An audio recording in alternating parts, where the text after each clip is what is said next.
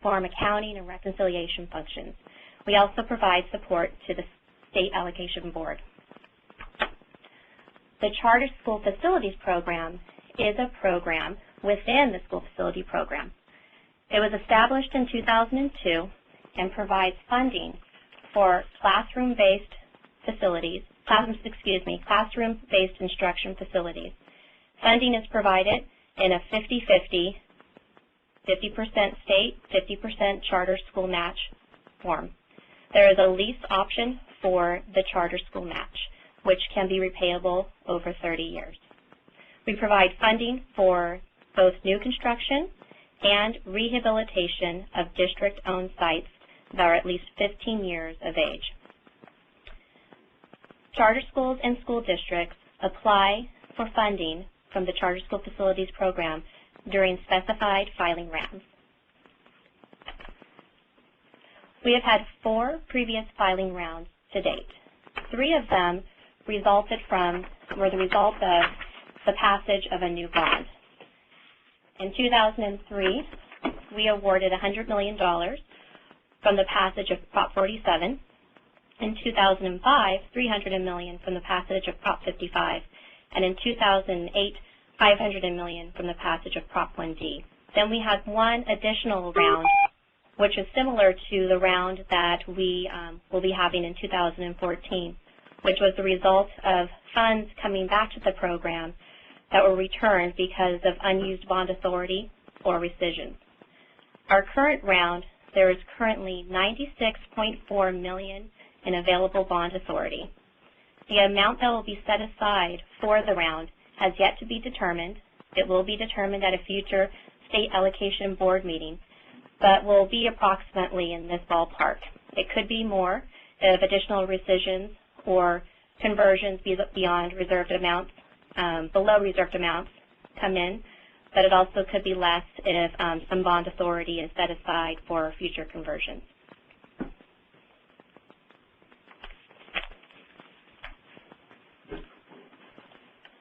The application filing period will begin April 1st, 2014, and will go until May 30th, 2014. You can submit your application at any time. We do not process applications on a date order received. However, in the event that there are more applications than funds available, the date that your application is submitted could be used as a tiebreaker in determining which project will receive funding. Applications must have an original signature and must be physically received by the OPSC no later than 5 o'clock on May 30th, 2014 at the address listed below. Applications cannot be scanned and emailed in or faxed in. They must be original documents with original signatures. Any application submitted after 5 o'clock on May 30th will be returned to the applicant.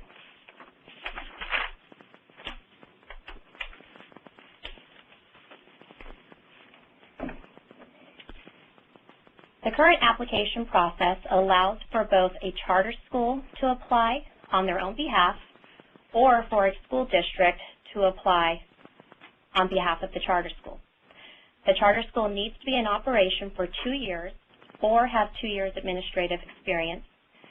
The charter school will also need to be found financially sound for the California School Finance Authority. Applicants are applying to receive a preliminary apportionment.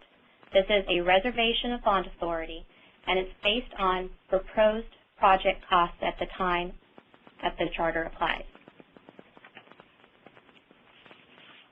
As I mentioned briefly a few slides ago, we do not process the applications on the date order received. Most applications most likely will get applications in that will exceed the available bond authority. And in that event, we will use a preference points and funding matrix system. Applications will receive preference points based on low income, the existence of rehabilitation in the project, relieving overcrowding in the district, and for being a nonprofit entity. And then based on those preference points, All applications will be ranked and funded using a matrix that is representative of the state of California. As I mentioned earlier, in the event where charter schools receive the same amount of preference points and fall into a same position on the funding matrix, at that point, the date the application was submitted may be used as a tiebreaker. Once a charter school is awarded a preliminary apportionment, there is a possibility for the charter school to draw down on that apportionment for advanced funding for design costs and or site acquisition costs. But that's after this application process and the awarding of the preliminary apportionment. Once the preliminary apportionment is awarded, charter schools then have 4 years to submit an application to our office with final plan approval from DSA, CDE, and other approvals from DTSC, and convert the project to a final apportionment. A one-time, one-year extension is allowed, making this time a possible 5 years to convert to a final apportionment. Once that extension has been requested and granted, if the deadline is not met, the project will be rescinded and the bond authority returned to the program.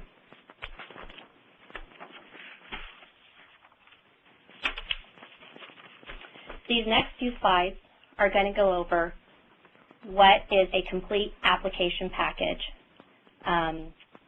for applying for the preliminary apportionment to the Office of Public School Construction. You will be submitting an application for charter school preliminary apportionment, Form SAB 5009. This can be located from our website under the Forms tab. You will submit one copy, one original copy with a wet signature.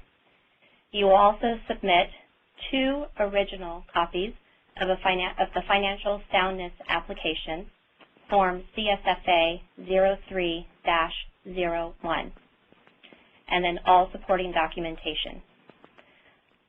All of this will be submitted in one application package to our office. We will then forward the 2 copies of the Financial Soundness application to the California School Finance Authority.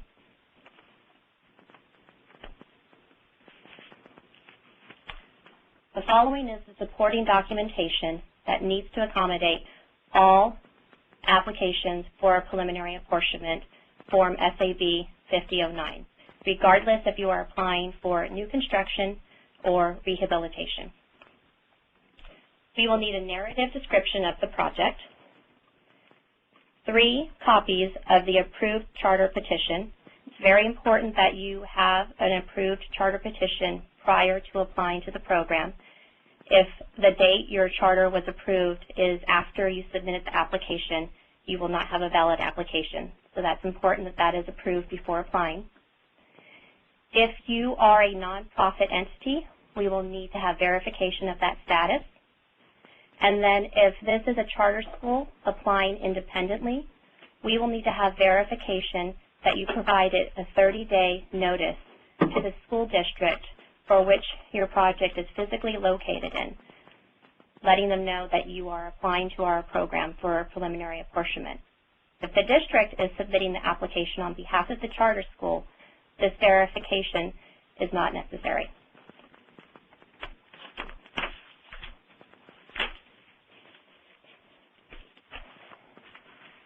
The following are additional items that will be needed if you have a new construction, if your application is for a new construction project.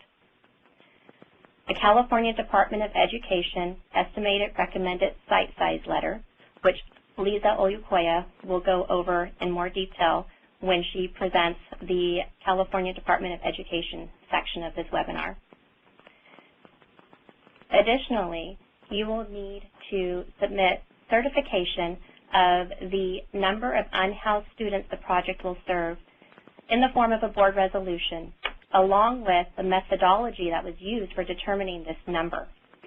This district certification is only required if the charter is submitting the application independently. If the district is submitting the application for the charter, the district certification is not necessary.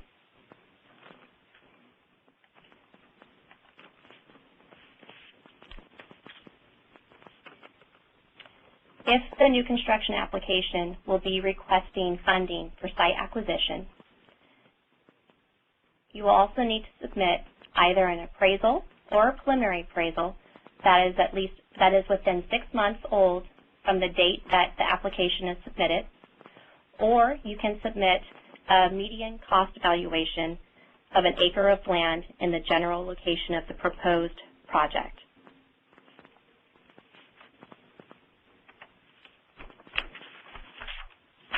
Lastly, if you will be applying for new construction funding, you will also need to submit any relocation and Department of Toxic Substances cost documents if you are requesting these funding for these costs. Keep in mind that relocation is not the cost of the charter to relocate to the new location. Rather, it's if any existing businesses or residences will need to be relocated from the site you are purchasing. And then lastly, a cost estimate for the site development reflecting 100% of the work and approved site development and off-site plans if you are requesting more than the $70,000 per proposed usable acre. If you want to request just $70,000 per usable acre, you do not need to submit a cost estimate for the site development.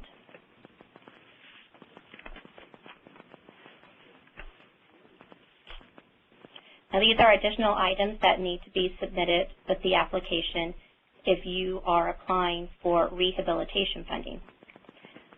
We will need drawings showing the dimensions of the classrooms and facilities that will be rehabilitated, and we need to have the toilet area highlighted. When you receive funding, you will receive funding that is that's based on whether or not square footage is toilet area or non-toilet area. Also, if this is a charter submitting the application, you will need to submit the rehabilitation agreement between yourself and the district that authorizes the use of the district's facilities. If the district is submitting, we do not need to have this rehabilitation agreement submitted at this time.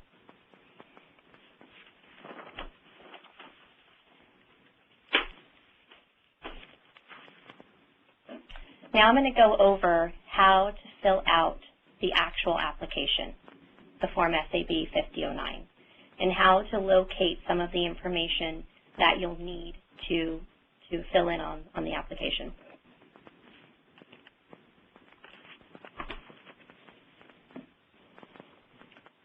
The application Form SAB 5009, as I mentioned earlier, can be accessed from our website under the Forms tab. The current version has a revision date of 12/11, but you will want to make sure that when you are completing your application that you go directly to our website and download the most current form, just in case any updates are made and there is a newer revision. The first thing you will go ahead and do is you will select who is the applicant, the district or the charter school. The preliminary application number section you will leave blank. The proposed project name will be the name that the project currently has at this time. This could be the actual name, or it may be something like, middle school, grade 7 through 8, number 9. The project tracking number is a tracking number that is used by the Division of the State Architect, California Department of Education, and our office to identify projects. You will need to contact the OPSC if this is the first time that you will be creating your own project tracking number and you are a charter school. We will give you your password and be able to walk you through the process. If you have already created project tracking numbers in the past, then you can use your current password, and if you are a district, then you can use your district password to create a project tracking number for this project. The county will be the county that the project will be physically located in. The high school attendance area, if applicable, You can leave that blank and we can complete that for you when we complete the preliminary application number section for you. And then lastly, you will provide the school board approval date of your charter petition.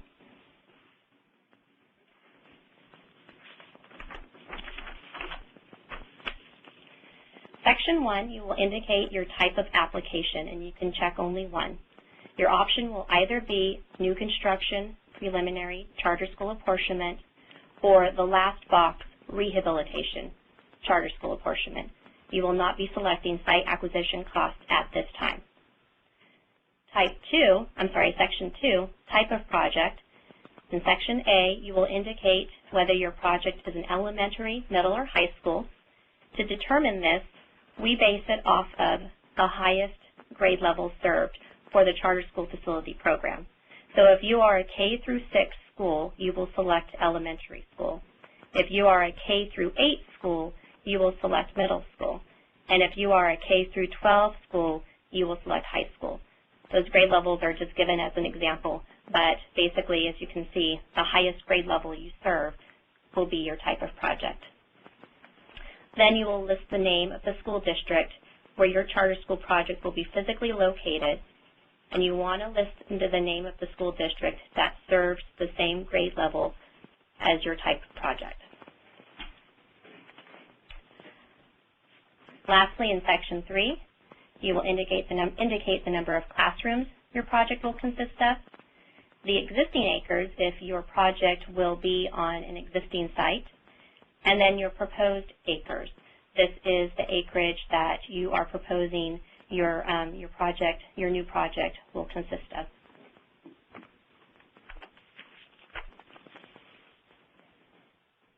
Section 4, you will fill out the project capacity by grade level. This section cannot go above the capacity in your petition. And basically, this will be how we will determine the base grant for your preliminary apportionment. Each of these grade levels has a pupil grant assigned to it, and based on the number of pupils that you assign in each category, that will determine the amount of funding for your new construction base grant. Currently, the 2013 California Charter School Facility Program preliminary apportionment pupil grant amounts for the K through 6 grade level are $9,244. For 7 through 8 are $9,786. For 9-12 are $12,781. For non-severe are $19,696. And for severe are $29,454. This is the pupil grant amounts as of 2013. These amounts are updated every year for the new construction cost index.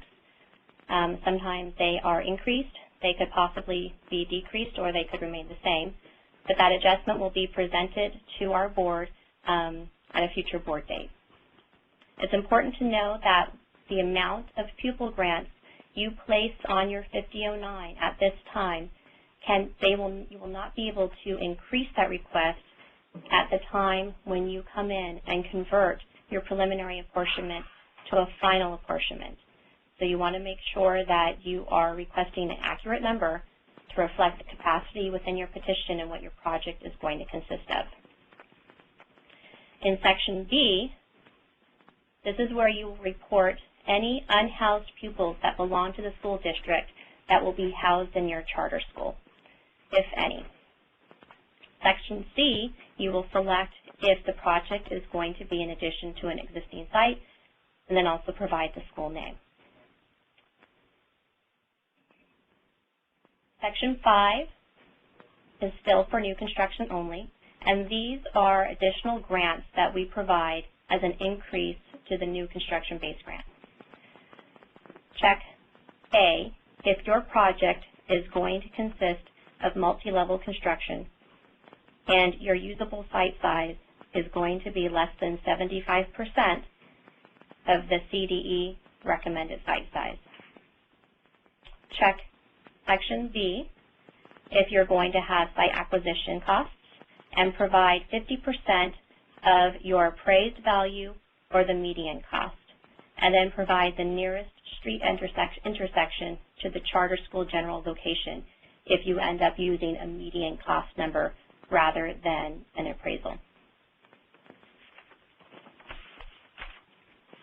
Section 2, if you know you're going to have relocation and DTSC costs, if you can either select the 15%, which is 15% of your site acquisition costs, that was that previous section, or if you know your costs are going to be more than that, you can request 50% of specific costs if you have those costs, or any historical costs. And then lastly, if you do know you're going to have hazardous material cleanup, you can provide those costs there. And again, at the 50% amount. And then Section C, this is for site development. You can either just check $70,000 per proposed usable acre, or if you think that your site development is going to be more than that, you can select the 50% of your specific or historical costs. And then if your project is going to be on a new site that has not been developed for school purposes, you can select general site funding. And then the last three, geographic percent factors, small size, and urban, are additional funding grants that can be added to the new construction-based grant for excessive hardship. The geographic percent factor is based on the location of your project, and for a matrix that shows all of the locations and the percentage that you would get, you can refer to our school facility program regulations 1859.83a. For your small size project, you can select that if your project is going to be less than 200, or is going to house, less than 200 pupils. And you will get 12% of the new construction base grant if your project houses less than 101 pupils, and then 4% of your new construction base grant if your project houses 101 to 200 pupils. And then that is the complete section for the new construction funding. Item 6 begins the section for rehabilitation. You will only fill this out if your project is a rehabilitation project. You're going to list the square footage of the project and break it out by non-toilet square footage and then toilet square footage. And just as with new construction, this will determine your rehabilitation base grant. Currently, the square footage grant for non-toilets is $159, and the square footage grant for toilet facilities is $287. Again, those are 2013 numbers and may be adjusted soon at a future board.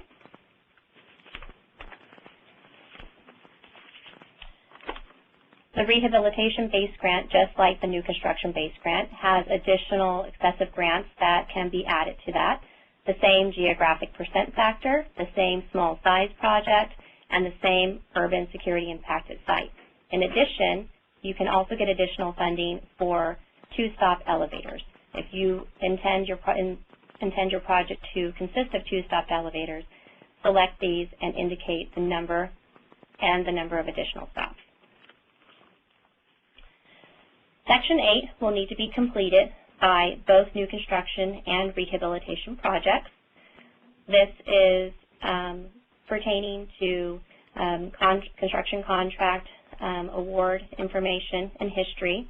For some of you, for most of you, you probably will not have had your construction contracts awarded at the time you are filling out this application. If that's the case, you can go ahead and just print to be determined to let us know that you have not awarded your construction contracts. However, if you have awarded them, you need to provide those dates, as well as your notice to proceed, and then information on your LCP approved by, information on your LCP and whether or not it has been approved by the DIR. In Section 9, you will go ahead and indicate, since if your construction contract was awarded on or after January 1, 2012, indicate what method will be used to meet prevailing wage monitoring requirements, either DIR CMU administered, DIR approved district, or collective bargaining agreement pursuant to Labor Code section. And just in case any of these abbreviations don't make sense to you, LCP is Labor Compliance Program, and PWM is Prevailing Wage Monitoring.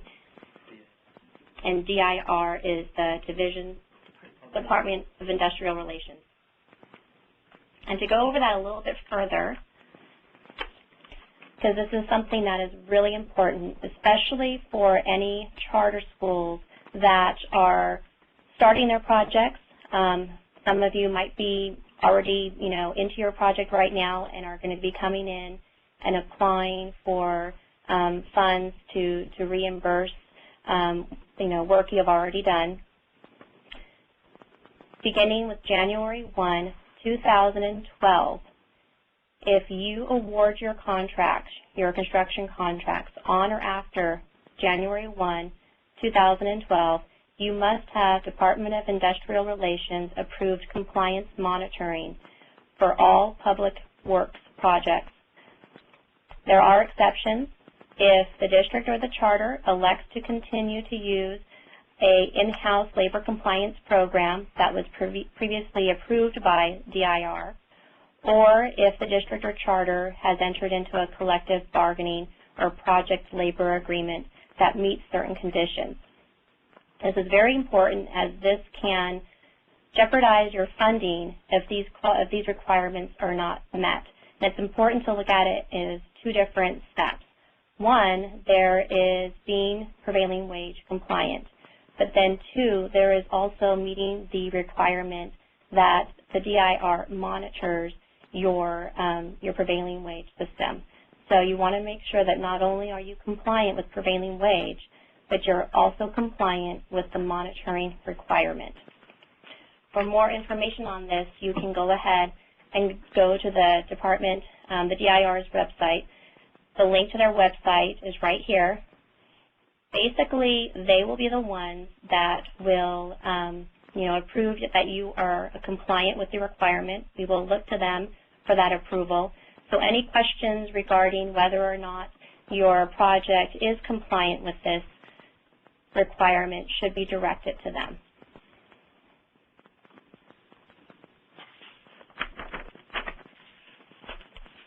So going back to the application,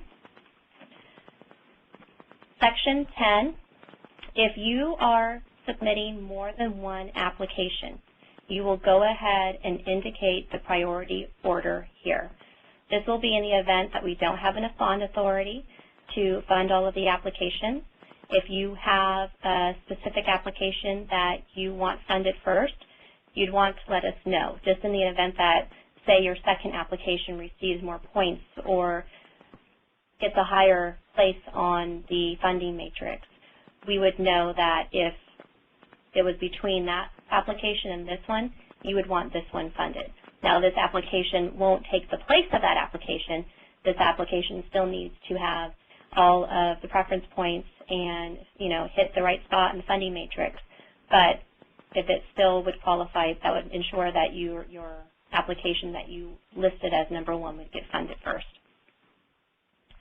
Section 11, charter school information. You're going to go ahead and record your current charter school enrollment. Check yes or no as to whether or not your charter school is a nonprofit or profit entity.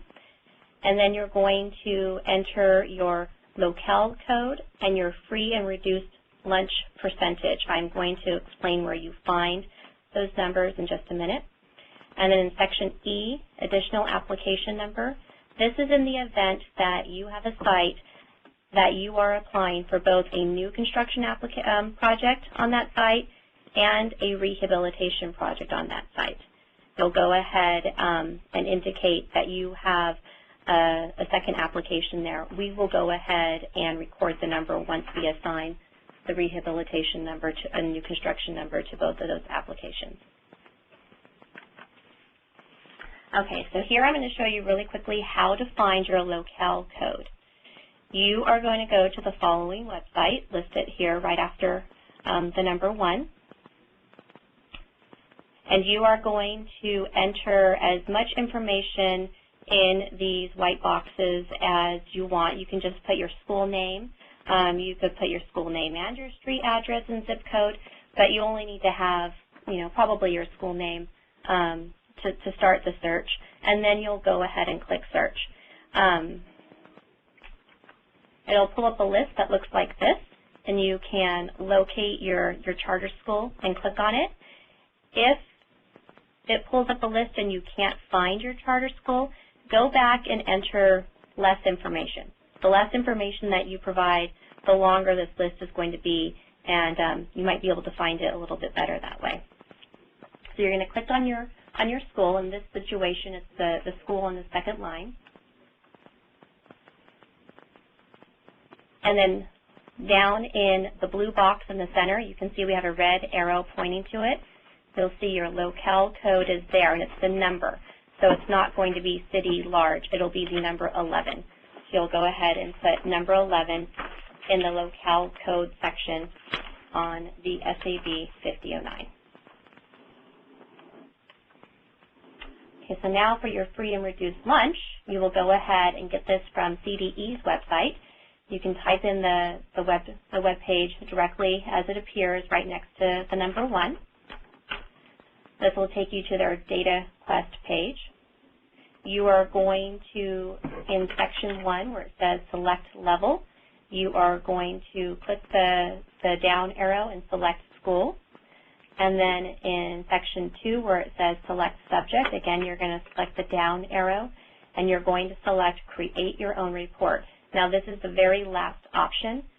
You'll probably have to scroll down, so if you don't see it right away, scroll down to the bottom. It's the very last option. And then you'll go ahead and click Submit.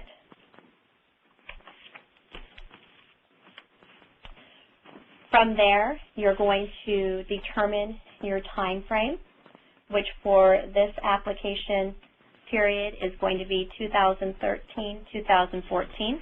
And then you'll type in a portion of your school name and then click Submit. And then on here, right where that arrow is pointing to free or reduced price meals, you're going to put a check in that box to select that as the data you want to retrieve.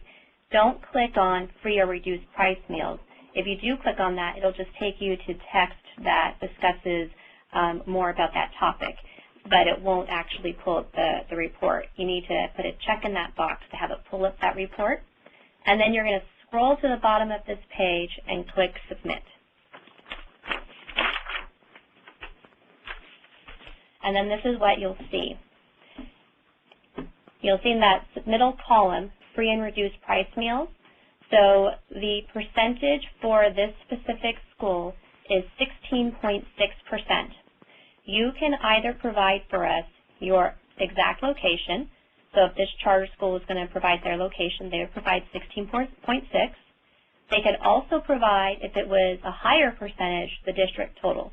In this situation, the school's location is better, so they would go with that.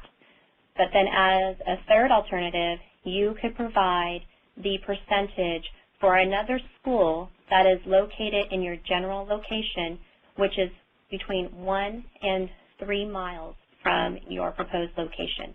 If you were to do that, you need to submit with us, with your application, the school name and address that you chose. So basically, you can choose the highest percentage, and we will do our best when we're reviewing the application to look for that as well to ensure that you are getting the most points as possible on your application.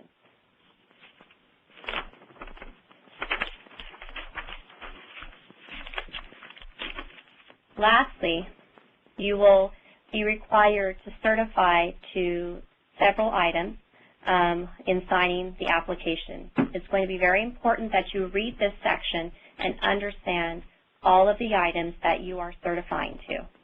In this section, in terms of what you need to complete, you just need to identify whether or not you are submitting the application as an authorized charter school representative.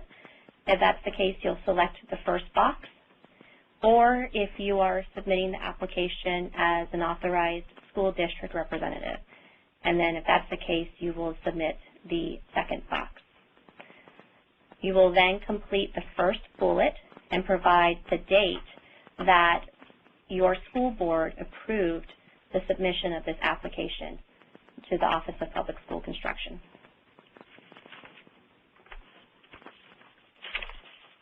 Lastly, if you are submitting as a charter school representative, you will complete Part A with your name, title, address, phone, fax, email, and signature. And if you are a school district submitting on behalf of the charter school, you will complete Part B.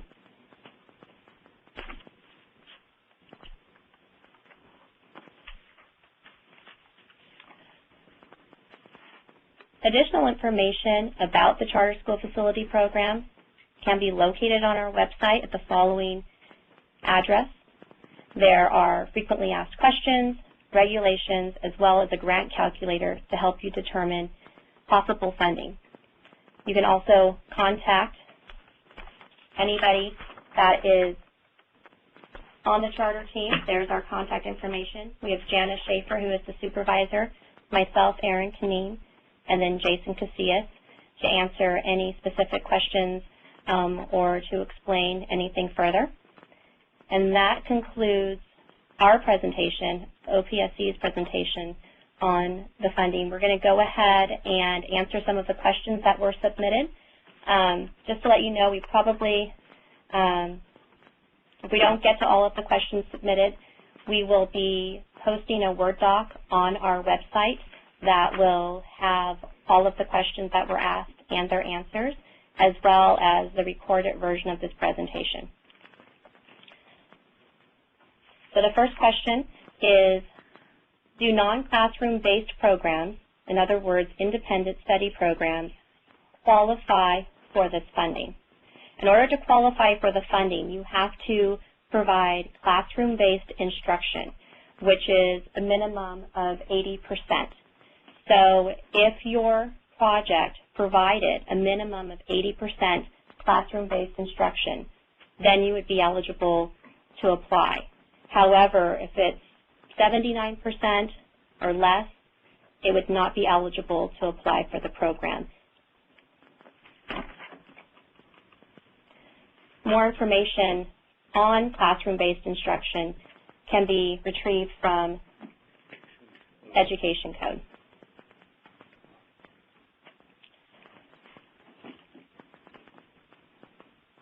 Second question. If a project may be applying for a K through 8 school, do we check both elementary and middle school boxes? You would just check one box, and that would be middle school. The type of project is based on the highest grade level served, and you would just check middle school because your highest grade level served would be 8th grade, but you would still be able to fill in your pupil grants accordingly. So you would still be able to request K through 6 pupil grants and 7 through 8 pupil grants. You would just identify your project as a middle school.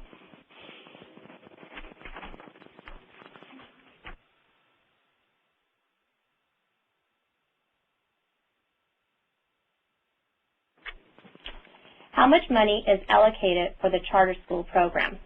Currently, we have $96.4 million in bond authority that is available for use in the charter school program. We don't know yet exactly how much of that is going to be used for this new filing round.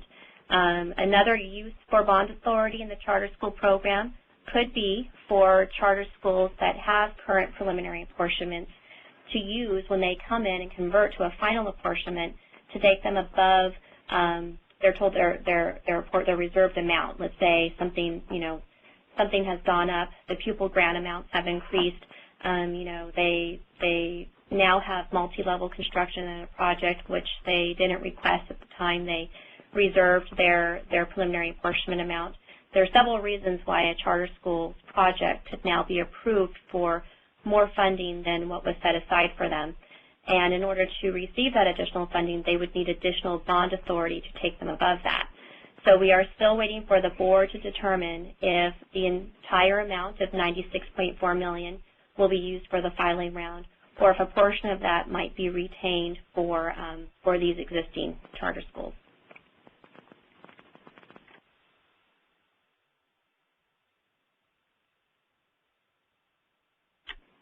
Okay, so that is, those are all the questions that we have received so far for our program. I am going to go ahead and let Lisa Olukoya from the California Department of Education come in and present their portion of the presentation.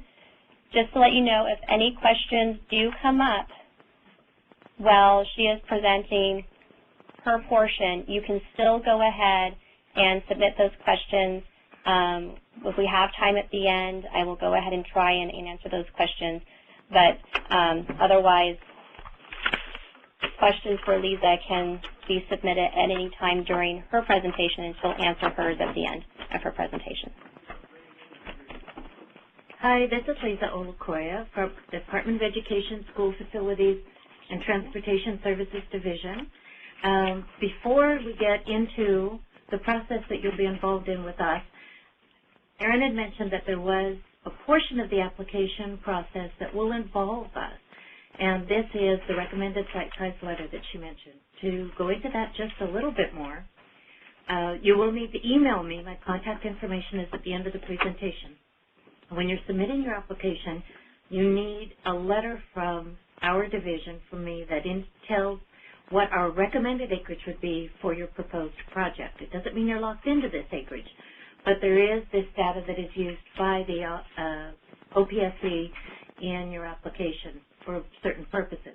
What I would need from you in an application is to send an email with the number of pupils at each grade level and the total grade levels that you will be applying for, and information for sending the letter, meaning the address of the applicant and the person in authority to whom the letter should be addressed.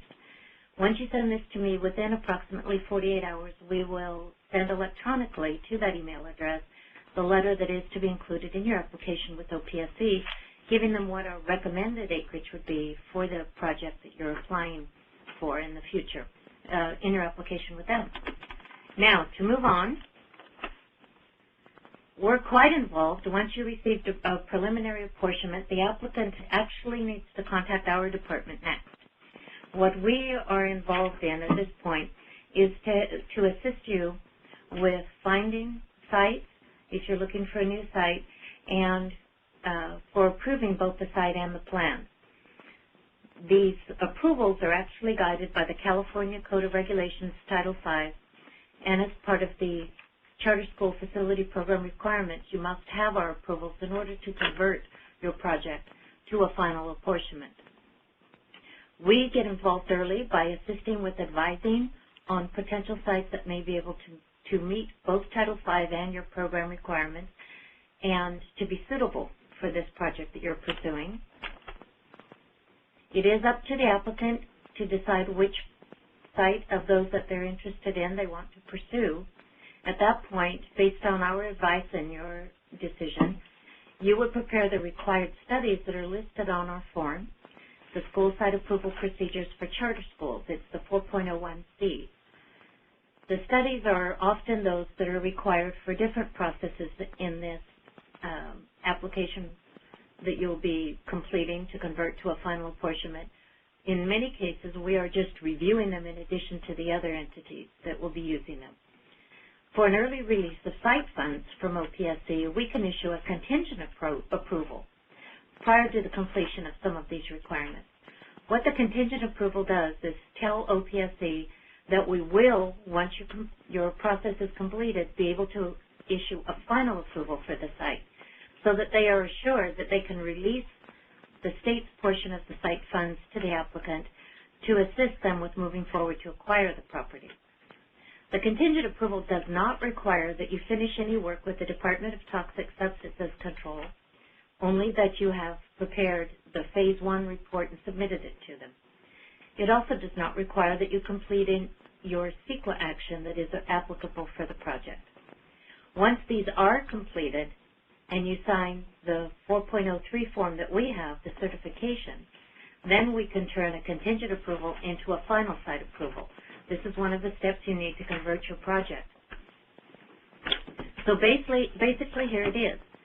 You begin to select potential sites. You contact me as the charter rep in the division, and I visit the sites with you to evaluate their potential to be approvable and to meet your needs. You identify a preferred site. You prepare and submit the studies and forms listed on the 4.01C. And then, as I said, if we can issue a contingent site approval, you can use that to request early site funds. Or if we approve the site finally at that point, then you are finished with the site approval and, again, can request your site approval funds and not have to go back later. The site approval is good for a particular period. If no changes occur, we can automatically renew letters at your request. If, in fact, you are going to select a site that is less than 50% of what we recommended for your project, you will have to comply with our small school site policy. What it does is show us how that small site will accommodate your program, and there is a worksheet that assists with making this determination. Once you receive a final site approval by completing all of the other things that are required, we issue the letter that is valid for 5 years. If there are changes to the circumstances of the site that we would need to review, you will have to come back and request that we reevaluate those items before we can extend or renew that final site approval. Again, we are involved, too, in the development of the plans. The Division of State Architect under the Department of General Services reviews your construction plans for a certain approach. We look at it for another. Ours, again, is determined by the regulatory requirements under the California Code of Regulations, Title V. You'll often hear us refer to this as just Title V. An architect that you use should be familiar with these regulatory requirements, as they will guide the plans that they will develop and that we will approve. The educational specifications that we refer to are typically those issues that impact the kind of facility that you will need to support your program. Regular district schools and district staff develop a formal educational specification document. Charter school may not have this established, but the discussion from your charter, in addition to the forms you will fill out with us, will serve the same needs.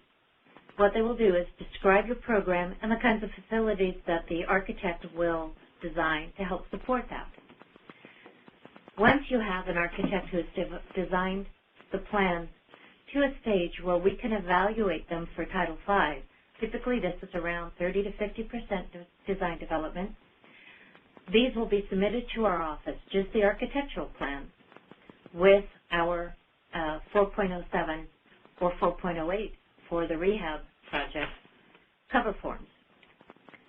We will review the plans and communicate with the architect and the school any issues we have that will prevent them from being approved based on the Title V regulations. Once these issues are resolved, we will issue a preliminary review letter to you, and again, you will submit plans to us for final review once they are ready to go to CSA, the Division of State Architects. We typically recommend a concurrent submittal with DSA and with us for final approval. We will then issue a final plan approval letter if, in fact, we have been able to issue the final site approval. We can't approve the plans unless the site's totally approved. So if you have a contingent site approval, we won't be able to issue a final plan approval until you've met the requirements to turn that contingent site approval into a final. This is for new construction projects. If you're doing a rehabilitation project on a district property, of course the final site approval would not be relevant. Again, plan approval standards like the site approval are based on the California Code of Regulations Title V. we have those applicable portions of Title V on the resources page of our website. They relate to educational appropriateness and basically to school safety as well. You're welcome to call and discuss these issues if you're confused about the Title V requirements and how they might impact your project. Once we issue a final plan approval letter, it is valid for 2 years and is renewable as long as nothing in the plans has changed. The 2-year period starts from the date that we issue it and is only necessary for you to renew if you have not issued a construction contract in that time period. Many of the resources that may be able to assist you, or those regulatory ones that I've been referring to, are on our website. I've listed some of those that may assist in planning for selecting a site and determining if it's going to meet your needs, the applicable portions of Title V, and our small school site policy, as well as many of the forms that would be required for a charter school to meet these applications. As the charter consultant for the division, you're invited to contact me by mail or by email or by phone at any time. As I said, and a reminder, when you're putting in the application with OPSC initially, you will have had to contact me by email, providing the grade levels and students that you will be putting on your application to OPSC, also giving me the name and address to whom the letter should be addressed. Once this is received, we will issue the letter to you. For expediency, we will do it by email and then send the hard copy. So that step will need to be done even before you receive a preliminary apportionment. After that point, if you do receive a preliminary apportionment, please feel free to contact me as soon as possible so that I can assist with advising you and your team on moving forward with selecting a site and designing the plan. Thank you. If we have any questions, I'll be available to take them. While we wait for questions for Lisa to come through, I just wanted, this is Erin Keene again, I just wanted to address 2 additional questions that have been submitted based on the Office of Public School Construction presentation. If the location where you will be building your project is next to a school with a high free and reduced lunch percentage, but where you are currently located does not, how can you reflect that on your application? You will actually go ahead and use the highest percentage that is within the proposed project's general location. And general location is defined by within 1 to 3 miles of the intersection where the proposed project, closest intersection of where the proposed project will be located. So in this situation, it sounds like that will benefit you because you will go ahead and use the school's highest percentage that is within 1 to 3 miles of where your project is going to be. We also had this question: can a school district apply for the facilities program if they are leasing a previously vacant school campus to a charter school? And the answer to that is yes.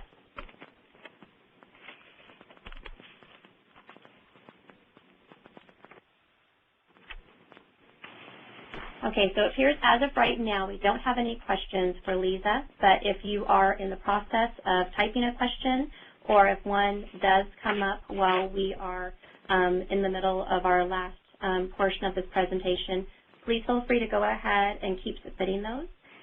We can go ahead and address them at the end of this presentation. So with that, I'd like to go ahead and introduce Katrina Johansen, who is the Director of the California School Finance Program. Katrina, do you want to go ahead and begin your presentation? Yes, thanks so much, Erin.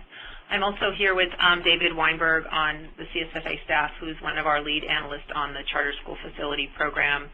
And as Erin mentioned, we work with the California School Finance Authority. Just a brief commercial for the authority. The authority is overseen by a 3-member board, which is the state treasurer, the superintendent of public instruction, and the director of finance. And in addition to co-administering this program with the Office of Public School Construction, CSFA has also a number of financing programs for charter schools and school districts. I don't believe that my controls are working, Erin, so. Okay, Katrina, so if you want to just go ahead and say slide when you're ready for me to progress, I'll go ahead and progress for you. Okay, so Erin and Lisa have touched on the fact that these proceeds are, excess proceeds from prior statewide ballot measures to fund the charter school facility program. We've also touched on the fact that it is a revolving loan program. So the state has a pot of $900 million. $450 million of that is going out in the form of grants, and then the other $450 million is coming back to the state either as a local match with a lump sum or through a 30-year financing agreement with the state. The local match, as I mentioned, can be satisfied either through a partial or total lump sum payment or through a funding agreement with the state. The term cannot exceed 30 years. The interest rate is set at a rate either equal to the pooled money investment rate on the day that funds are dispersed or at 50% of the state's most recent GO bond sale interest rate, but nothing less than 2%. So right now we're in a very favorable interest rate environment of less than 1%, but we cannot, the statute doesn't provide for us to charge anything below 2%. And then payments are made to the state through an offset of your state revenue through what's called the intercept mechanism. And then title to the project is either held by a school district, a local governmental entity, or in most cases by the charter school that is using and occupying the facility. Slide, thank you. So we're assessing financial soundness of the applicant right now at a preliminary apportionment stage of the program, which is you may or may not have applied for funds in the past, and we will be looking at this credit from the ground up. So this is the preliminary stage, and then once you have an apportionment in the program, we will be doing our financial soundness reviews at the advanced apportionment stage, and then again at the final apportionment stage. Once we find a school sound for final apportionment, we no longer will be looking at their financial and operational indicators like we do at the preliminary advanced stage. And again, we'll be looking at conducting ongoing monitoring of recipients. And then on behalf of the state, CSFA also is charged with administering the program agreements that schools will be entering into before they get funding through this program. And the agreements, as I mentioned, must be executed prior to the release of any funds. So in the past, when the program was created, there were a number of program agreements and many participants and parties to those agreements.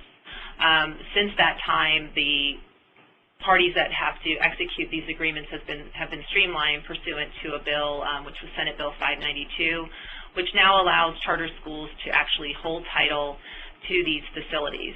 They're held in trust for the state's public education system, although the charter schools are actually holding title.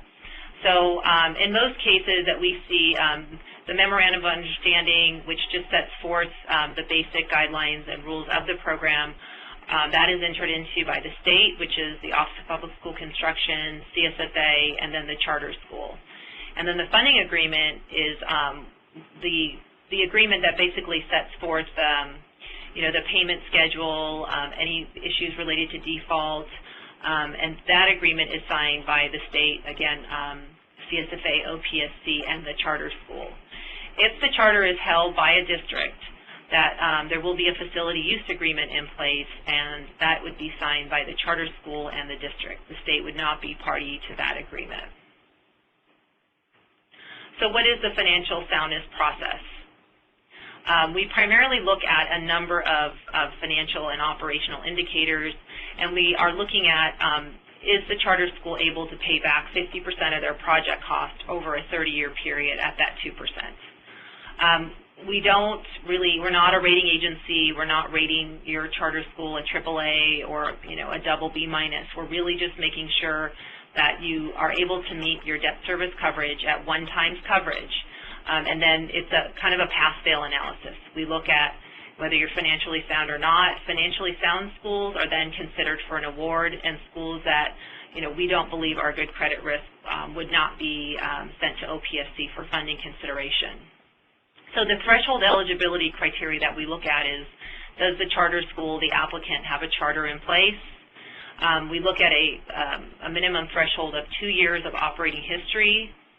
Again, we look at your ability to maintain stable financial operations, and we look at this as 1 times debt service coverage or greater. We look at a lot of different documents to determine if there's any material risk that would threaten the financial or operational viability of the charter. We do a legal status questionnaire to the school. We also send a good standing letter and a letter of compliance to the authorizer, and then we look at past, current, and future financial performance. We look at audits, budgets, cash flows, your reliance on contributions, enrollment, ADA trends, and assumptions. Basically, we're looking at, how reasonable are your projections. We're obviously looking at how the new local control funding formula will play into how we run our, financial model in terms of forecasting what that future revenue is going to look like. Again, I mentioned the reasonableness of projections and assumptions. We will be looking at things like waiting list, a business plan if you're a new school, a marketing strategy if you're a new school. If it's a new school that's being opened by an EMO or CMO, clearly we'll be looking at the ability of that parent organization to open and operate charter schools. We'll also be looking at student performance trends. We will still have API scores at the state level for this funding round that we will be looking at, as well as AYP criteria. And then we'll be looking at the qualifications of management and personnel at the school level and parent organization level, if that's applicable. And again, be standing with your authorizer and your compliance with your charter.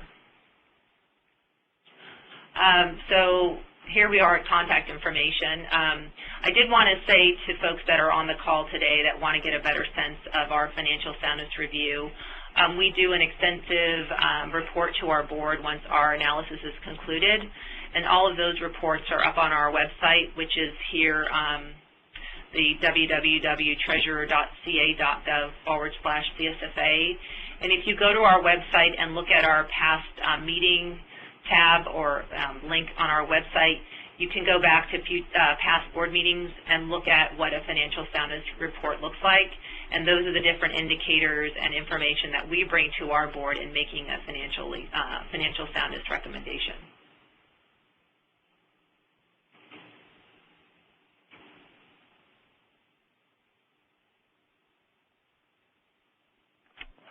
Okay, so it seems at this point that we don't have any questions for CSFA or CDE at this point.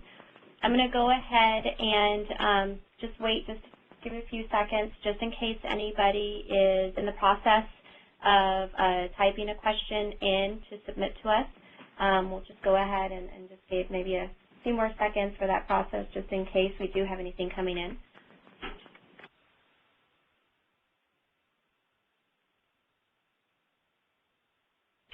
We did have two more questions for OPSC. One, do the grants require a match by the charter school? And the answer to that is yes. The charter school facility program is a 50-50 program where you will receive a state grant for 50% of the proposed project costs, and you will have to provide a match, a charter share for the other 50%. That other 50% could be in the form of a loan, which is something that Katrina just talked about. That would then come from the state, but would be repayable over a period of 30 years. And it is a 50-50 match for new construction and rehabilitation. Both programs, or both types of projects, are 50-50.